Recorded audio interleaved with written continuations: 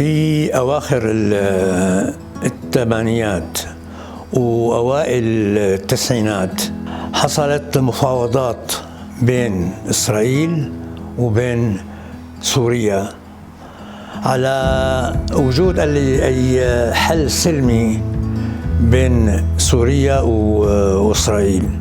وأنا كان لي حلم إنه في أي يوم أجي لافتتاح السفارة الإسرائيلية بالشام بدمشق كابن الشام ابن دمشق.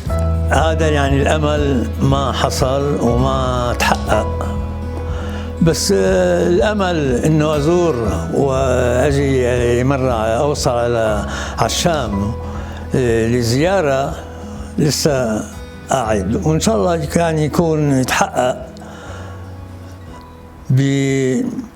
بوقتي أنا. هي أنا أعطاني إياها القنصل الروسي بإسكندرية وقتها. اسكندرية من هون تنفتح من هون، فيها فودكا لحد الآن، فيها فودكا ما انفتحت يعني. أنا اسمي مائير مشعان، بالشام كانوا يسموني ماير. الحوش زي ما قلت كان كبير والبيت واسع وفي أوض، كل أوضة كان لها اسم. مثلا الصالون سموه القاعة، وكان في أوضة اسمها أوضة الفرانجا، وأوضة اسمها المكتب، وكذا. كل أوضة كان لها اسم.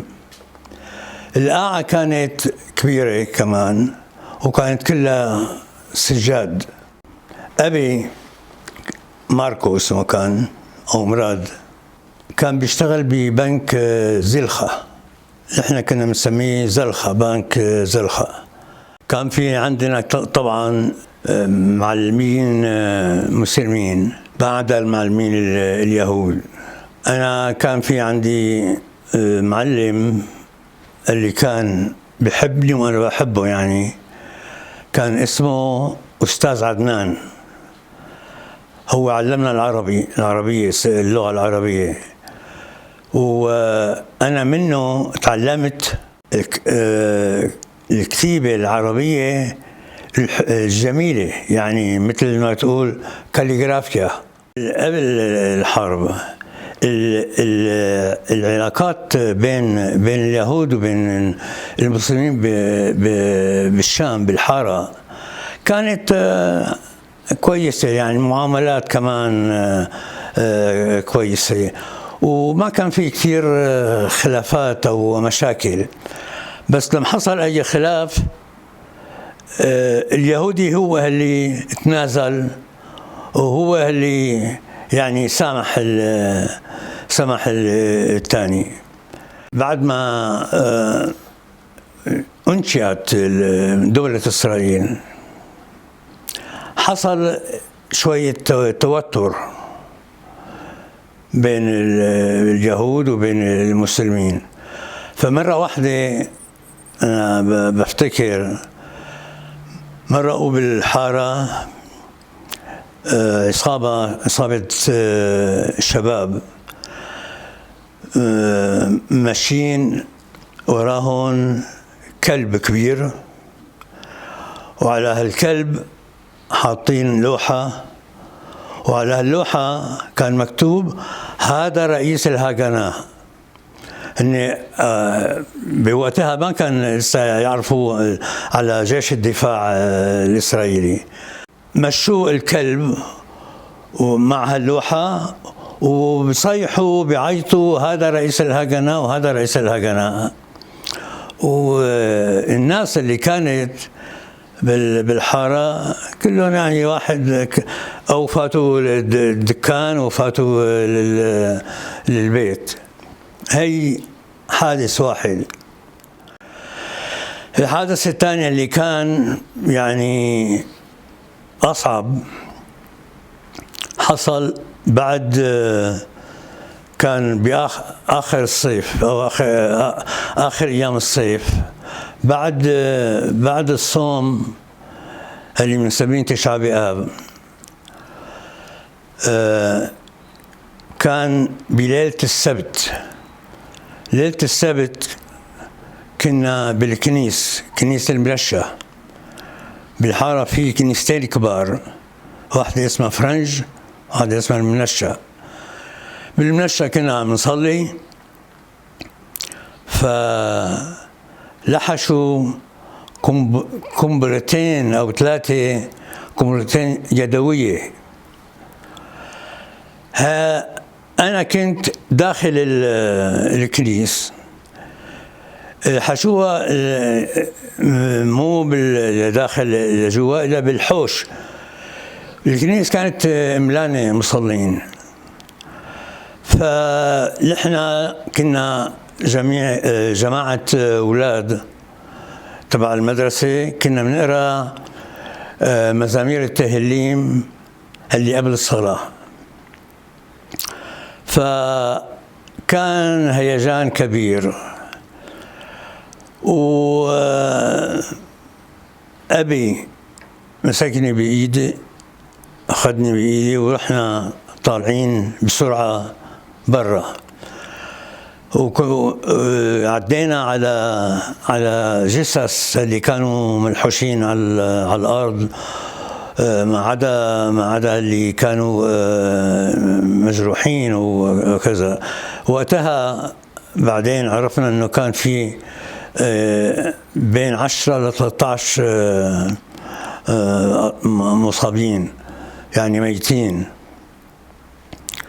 وأبي مسكني وأخذني على البيت، يعني بسرعة رحنا على البيت.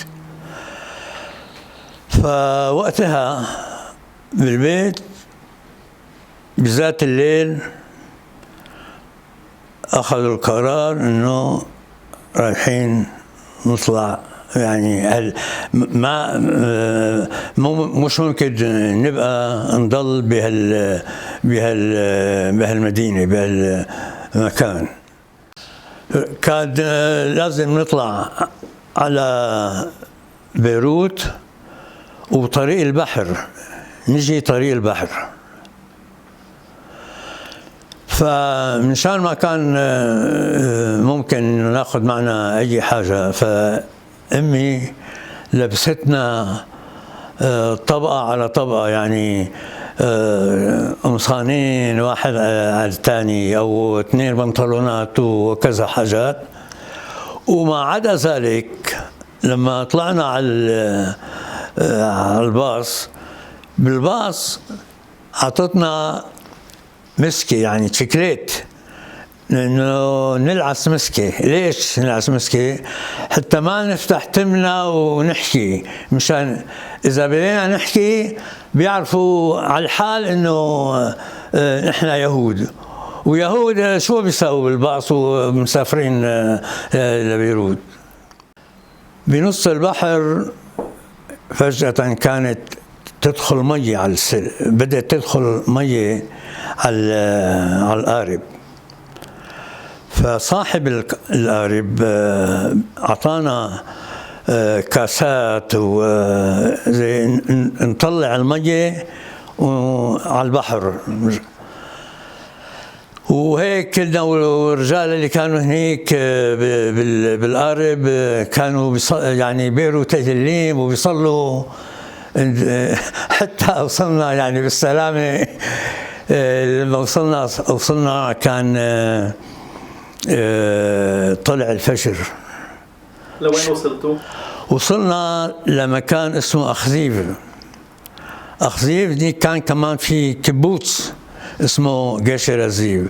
لما وصلنا القارب ما وقف يعني قبل 100 متر من الشط، فالناس تبع الكبوتس نزلت على المية واخذونا كلنا على اكتافهم او على ظهرهم للكبوتس. وهي كانت اي سنة؟ كانت 49، كان اغسطس 1949. وانت عمرك كان قديش؟ 10 سنين. اشتغلت بوزارة الخارجية، خدمت بتركيا، خدمت بهايتي، خدمت بمكسيك. أنا كنت أنصل عام بالإسكندرية، كان في هنيك جالية يهودية، وأنا كنت بصلي لهم يعني وبقرا لهم بالتوراة. هنيك كنا أحيانا بنروح على جوبر، على المغارة تبع النبي إلياهو، وهنيك كنا بنجي عشان نصلي، واللي كانوا بيطلبوا طلبات، واللي كانوا بيردوا الشفا على واحد اللي كانوا عيان، ومنشعل شمع لحد اليوم. ان ريحة الشمع لسه بأنفي.